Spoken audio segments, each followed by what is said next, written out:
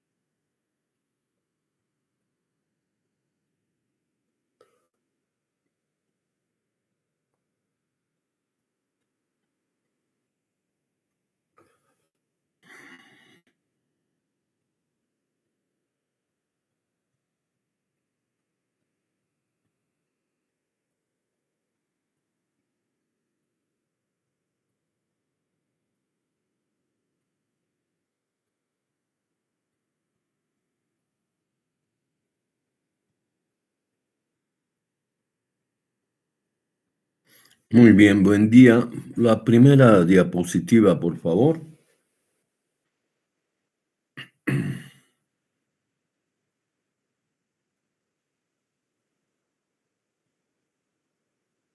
Muy bien, la primera diapositiva. No, antes de eso, la primera. Ya, esa es. Ya. Vamos a avanzar hoy día el tema 58, que refiere a la corteza cerebral, pero ya a otro tipo de funciones, a las funciones intelectuales, los mecanismos del aprendizaje y de la memoria. Vamos a comenzar indicando de que, pese a que la corteza es la más voluminosa, quién sabe ha sido la más estudiada, vamos a ver que solamente hemos podido determinar esas funciones de determinadas áreas, zonas de la corteza cerebral mediante la lesión o estimulación, ¿no? Para luego ver los síntomas y signos que producen estas lesiones o esta estimulación. Pero los procesos intrínsecos del pensamiento, la memoria, la conducta, son procesos un poco menos y mucho más complicados de determinar. Pero existen teorías sobre esto. La corteza cerebral es una capa fina de células que abarca más o menos 2 milímetros de grosor. Y si cuando extendemos es 1/4 metro nada más, ¿no? Parecería que fuera la corteza toda grande, pero hay que tomar en cuenta que hay núcleos grandes como los ganglios basales. Alrededor de entre 100.000 y 80.000 millones de neuronas, pero no es tanto el número lo importante como determinar el tipo de conexiones, es de tipo de sinapsis.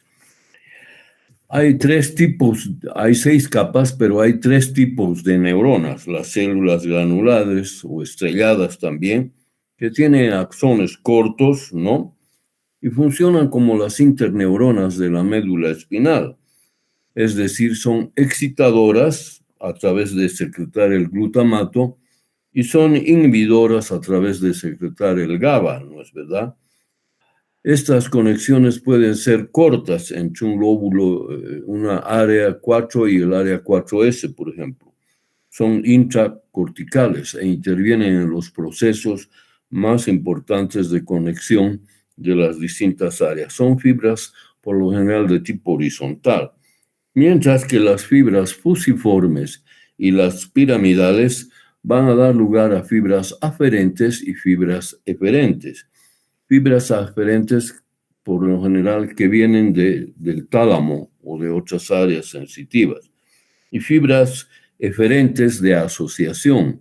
De asociación son fibras mucho más largas, como las fibras córtico-espinales, desde la corteza hasta la médula espinal, ¿no es verdad?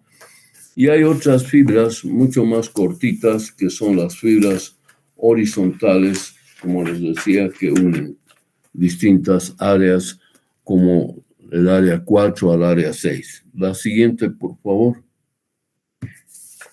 Muy bien. Pese a que del inglés está mal traducido, son áreas corticales cuya función específica es determinada, ¿no es verdad? Son áreas secundarias, interpretan señales que provienen de otras áreas de la corteza motora, ¿no es verdad?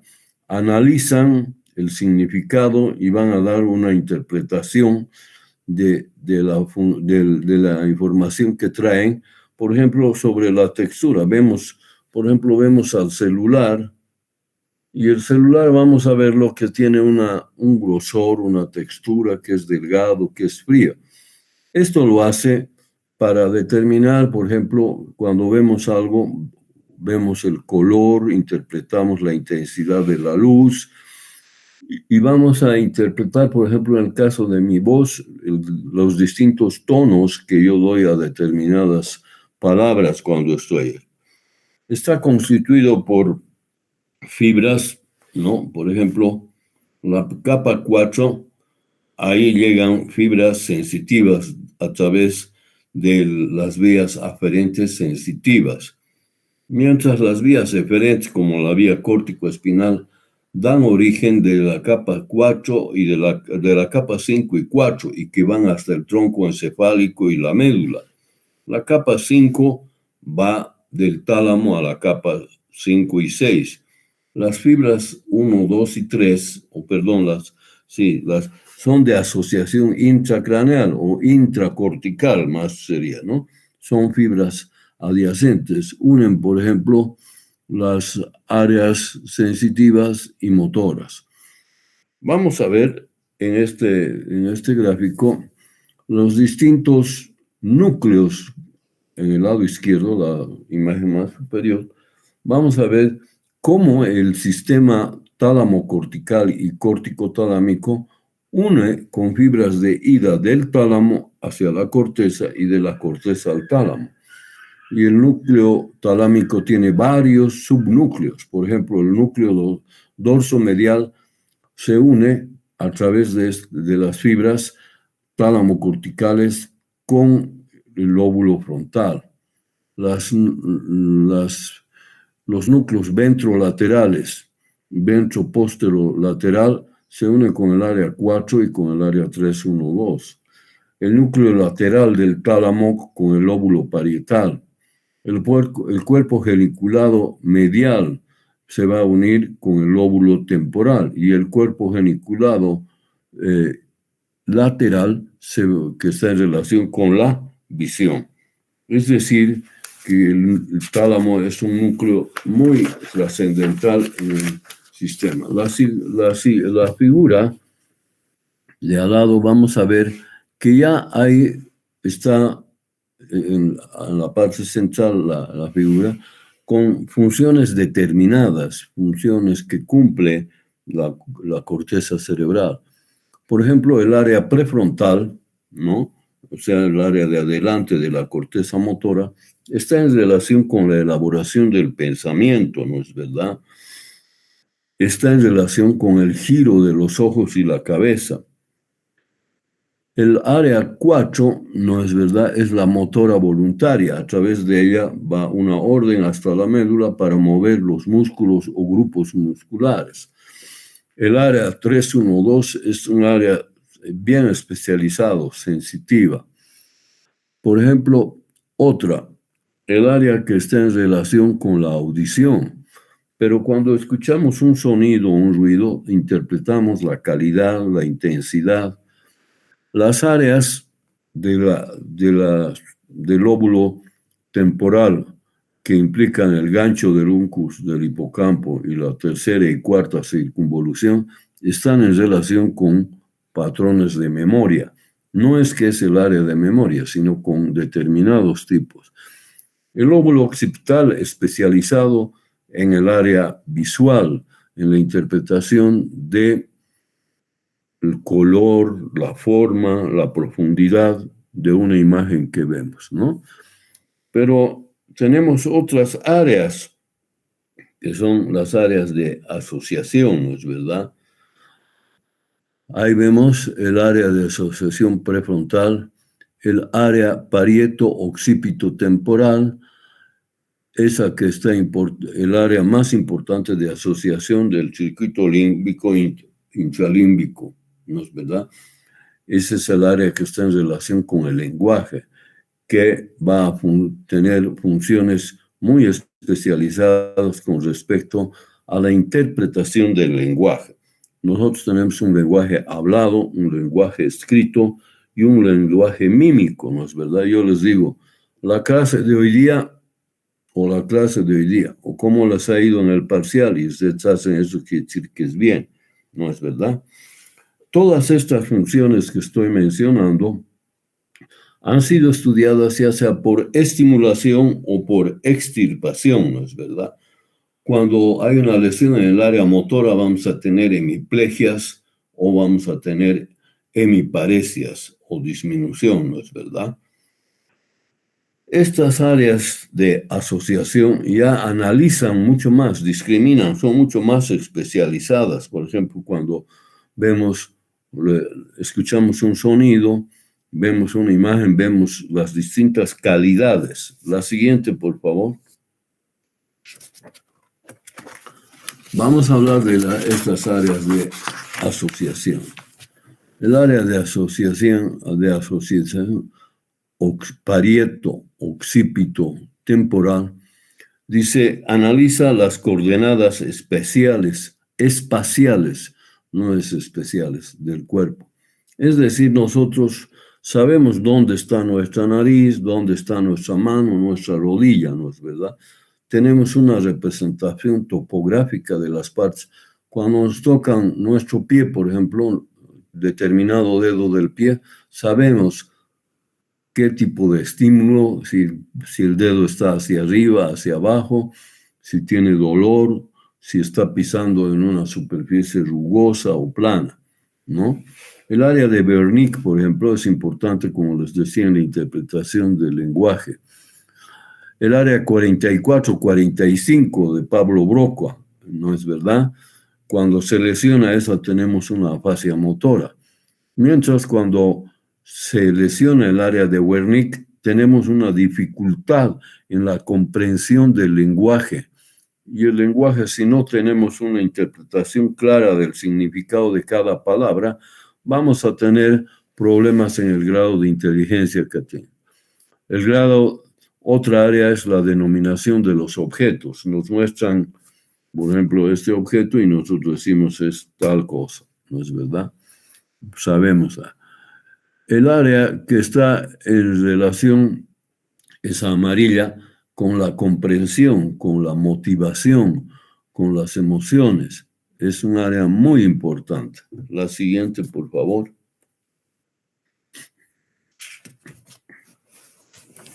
El área prefrontal. El área prefrontal es muy importante también porque está en relación con otras áreas, ¿no es verdad? Está en relación con las áreas de la corteza motora, con el área motora primaria, la premotora y la suplementaria, ¿no es verdad? Está en relación, esta área de asociación prefrontal, con las áreas del lóbulo frontal y también con las áreas del lóbulo parietal, el área 312, ¿no es verdad? Esta área 312 o retrorolándica es un área que recibe o va a dar esta área somática primaria y somática secundaria, fibras cortas de asociación con el lóbulo frontal, ¿no es verdad? Ahí se dice que en esta área, en este lóbulo frontal, se elaboran o están intrínsecos los mecanismos de ¿qué? De la formación de pensamientos. Es un área muy importante para el almacenamiento de la memoria, ¿no? La memoria operativa a corto plazo. Combina los distintos pensamientos para generar, por ejemplo, un adecuado lenguaje. El área 44-45, ahí está, pequeñita es, pero es un área para el lenguaje hablado. La siguiente, por favor.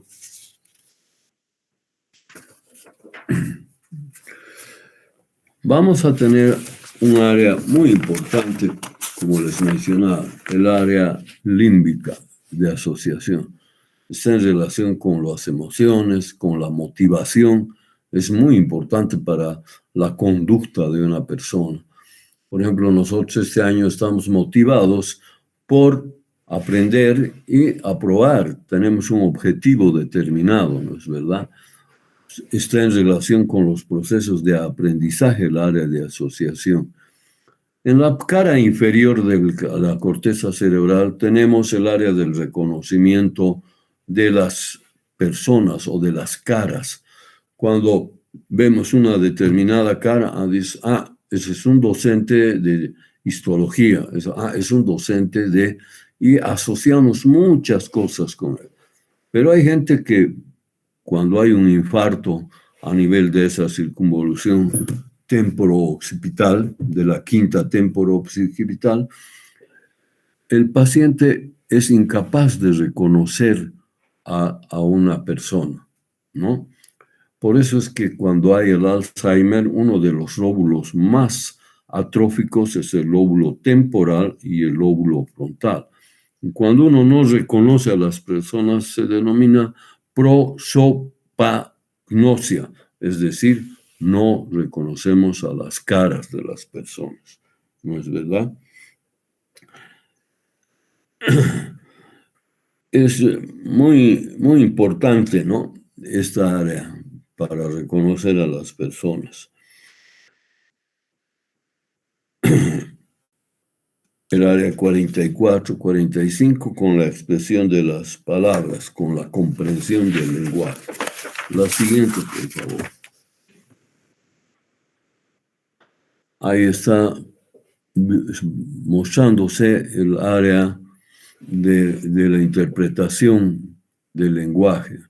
Fíjense que van fibras del lóbulo occipital, visuales, van fibras del lóbulo parietal sensitivas, van fibras del área auditiva temporal, ¿no es verdad?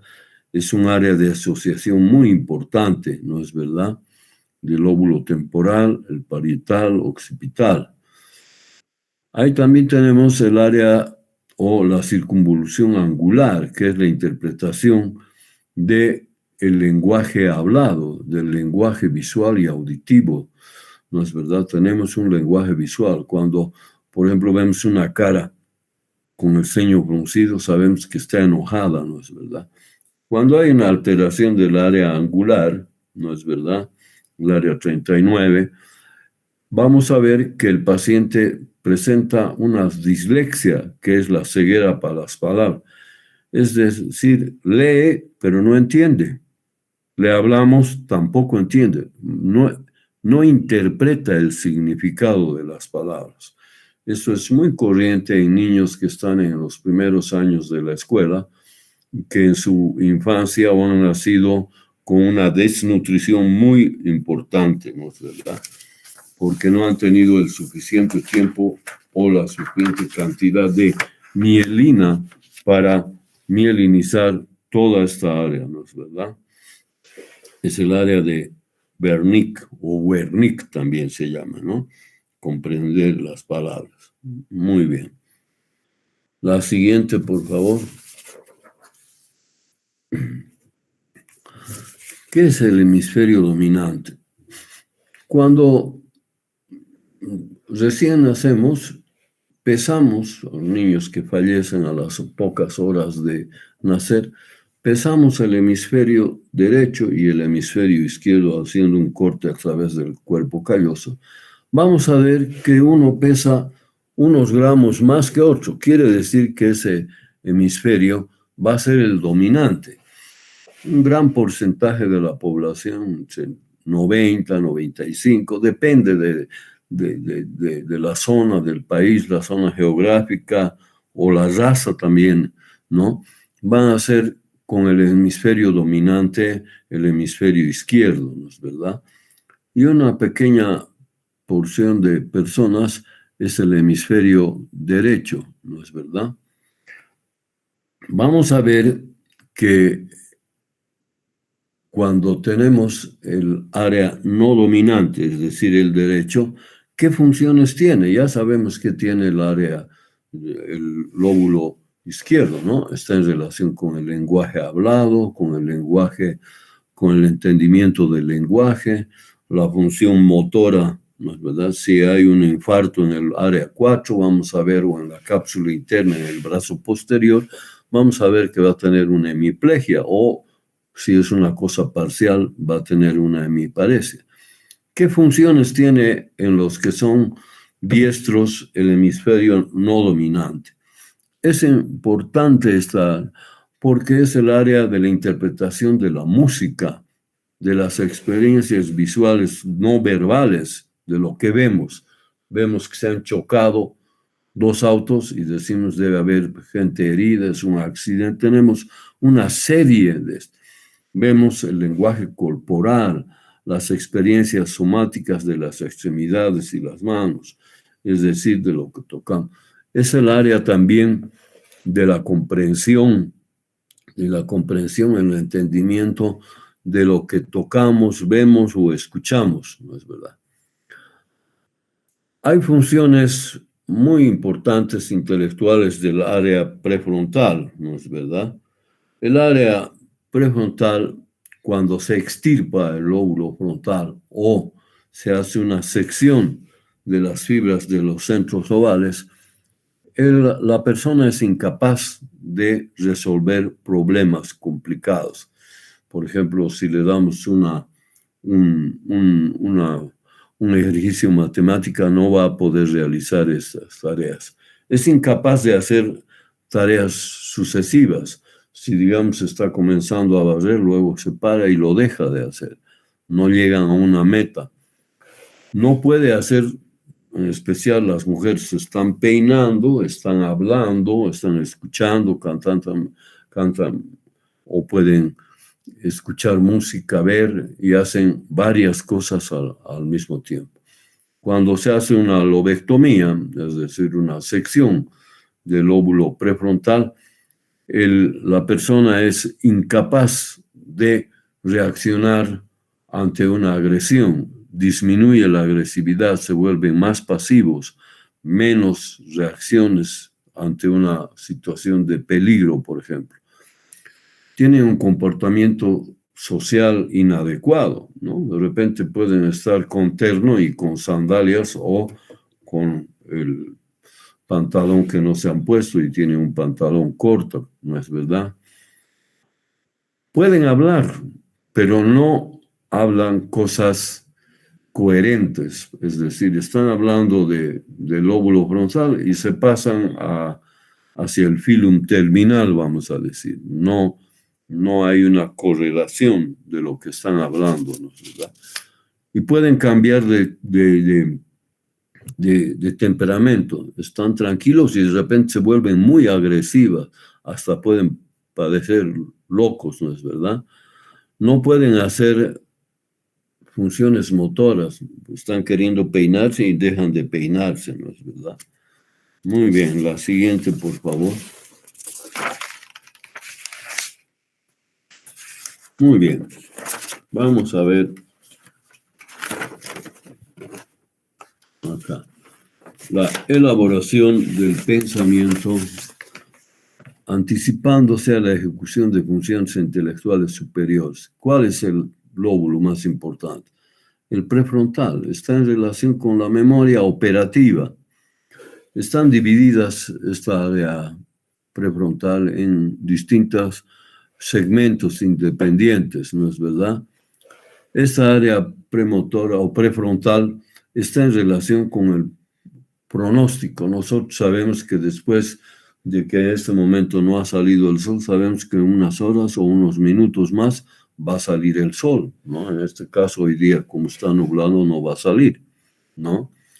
Cuando nos pinchan con un alfiler, nosotros nos retiramos e interpretamos y decimos, este me ha pinchado porque no me quiere, le soy antipático, por eso me ha pinchado, ¿no es verdad? No pueden realizar funciones motoras coordinadas, no pueden terminar de hacer una determinada acción motora. No pueden resolver, por lo tanto, son gente que no puede resolver sumas, por ejemplo, ¿no? Los más sencillos. Mucho más difícil interpretar partes legales o filosóficas, ¿no es verdad? En la cual hay que interpretar el sentido de cada palabra, el sentido de toda la oración, ¿no es verdad? Uno que es un médico que no tiene un área prefrontal, pues no interpreta adecuadamente los signos y síntomas, los correlaciona y no llega a un diagnóstico, vamos a decir, ¿no es verdad? No tiene un comportamiento moral, puede hacer cualquier acto o cualquier cosa y cree que no ha hecho nada, ¿no es verdad? Cree que no es capaz de interpretar, por ejemplo, un golpe y decir cómo es posible que le ha golpeado un hombre mayor a un niño. No, nosotros decimos qué barbaridad, cómo le ha golpeado al niño, no se puede hacer eso a un niño, pero estos que tienen lesiones a ese nivel les parece la cosa más natural. En la parte inferior vamos a ver el cerebro en la comunicación. La comunicación tiene una parte sensitiva y una parte, vamos a decir, motora. Sensitiva porque dice, pensá en lo que estás hablando. O sea, hay un proceso mental, ¿no? Y luego la vocalización, la articulación de la palabra. Es decir, vamos a combinar los músculos inspiratorios, expiratorios. Cuando tenemos una sorpresa, tenemos un cambio en nuestra actitud, ¿no es verdad? Entonces el cerebro tiene una función importante en los dos procesos de la comunicación, en la recepción del lenguaje, de lo que nos hablan, y en la emisión, es decir, la articulación. La siguiente, por favor. ¿Cuáles son los aspectos importantes de la parte sensitiva, ¿no es verdad? Cuando estamos hablando, nuestra cara cambia, el tono de voz cambia, ¿no es verdad? Es que la corteza motora está regulando el tono de voz, vamos a decir. No solamente es la corteza importante, también el cerebelo, los ganglios basales, la corteza sensitiva, el tálamo. Es muy importante que cuando hablamos tenemos un grado de expresión, ¿no? Por ejemplo, los parkinsónicos, tú les dices, mira, acaba de fallecer un amigo tuyo y no tiene un grado de expresión. En resumen, la parte del lenguaje tiene la recepción de señales de sonido, se interpretan, se determina un tipo de pensamiento, nos dicen el examen del día viernes de bioquímica va a ser muy fácil. Entonces sí, va a ser, entonces voy a estudiar menos o voy a estudiar más, ¿no es verdad?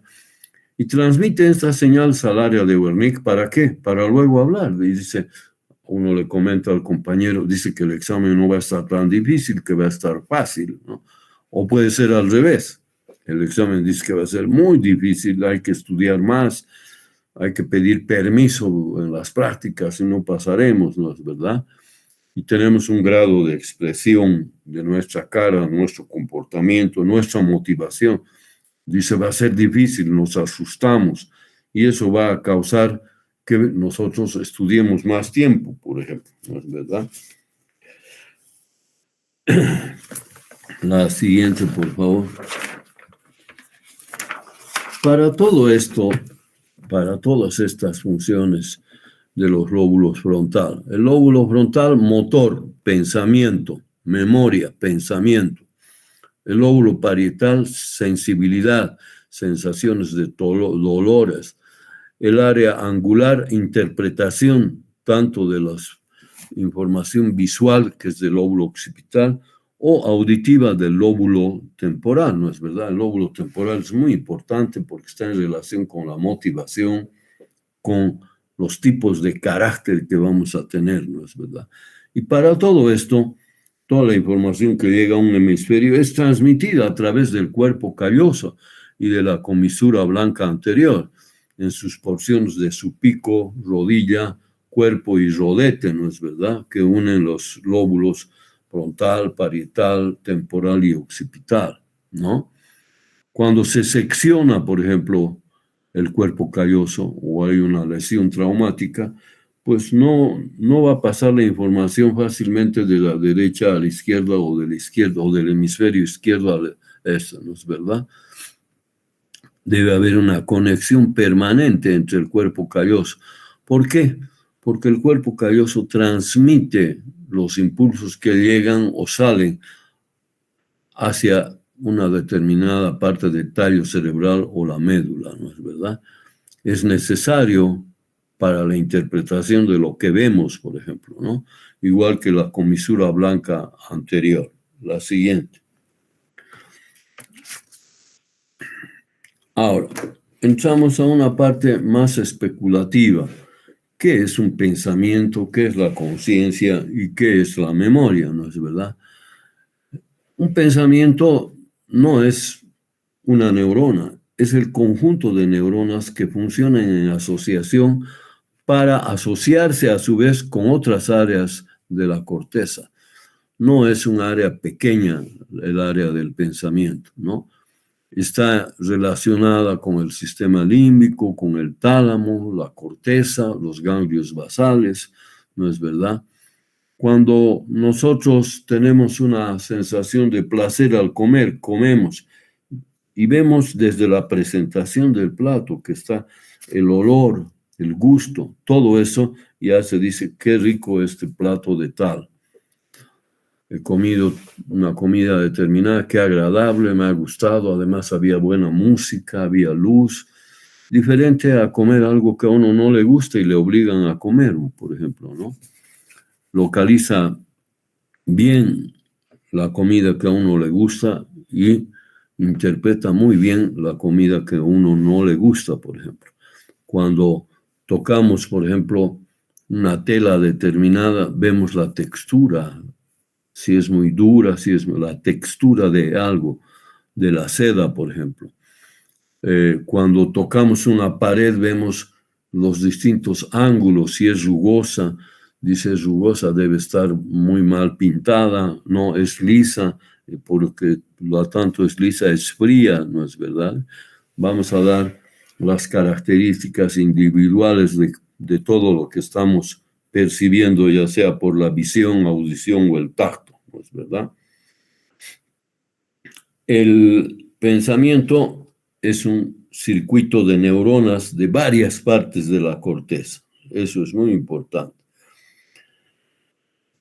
La siguiente, por favor. Funciones de facilitación e inhibición de la sinapsis, ¿no es verdad?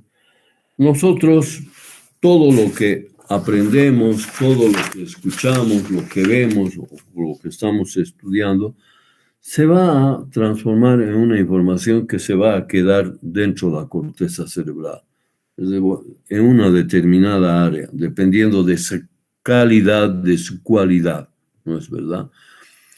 Los recuerdos se almacenan y nosotros tenemos recuerdos positivos o negativos, positivos que nos gustan, por ejemplo.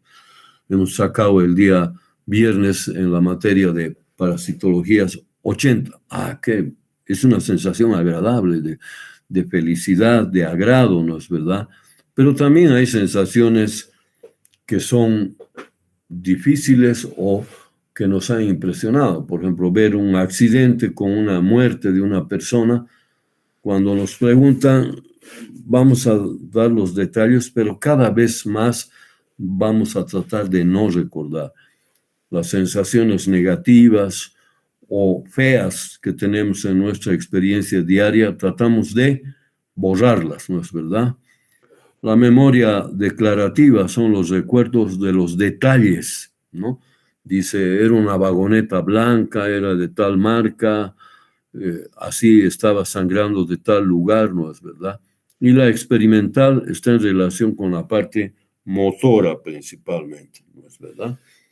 Tenemos una memoria negativa y una memoria positiva, ¿no es verdad? La positiva tratamos de recuperarla permanentemente, mientras que la negativa la tratamos de inhibir, ¿no es verdad? Eso genera la siguiente, la clasificación de la memoria, la siguiente, ¿no? Vamos a ver que hay una memoria a corto plazo. ¿Qué hemos hecho esta mañana al levantarnos? Una memoria a mediano plazo. ¿Qué hemos hecho hace el día del examen de bacterio, de parásito? Y memoria a largo plazo, una memoria que la hemos pasado cuando nos hemos graduado de bachilleres o cuando hemos ido a una fiesta determinada, ¿no es verdad? Eso va a generar circuitos de una estimulación de una neurona presináptica o una membrana postsináptica, ¿no? Cuando recordamos muy bien las cosas, quiere decir que la membrana postsináptica o la neurona postsináptica ha recibido muchos estímulos de varias neuronas. Se han generado circuitos permanentes que van a quedar o van a generar canales apropiados para que pase un determinado neurotransmisor, ¿no es verdad?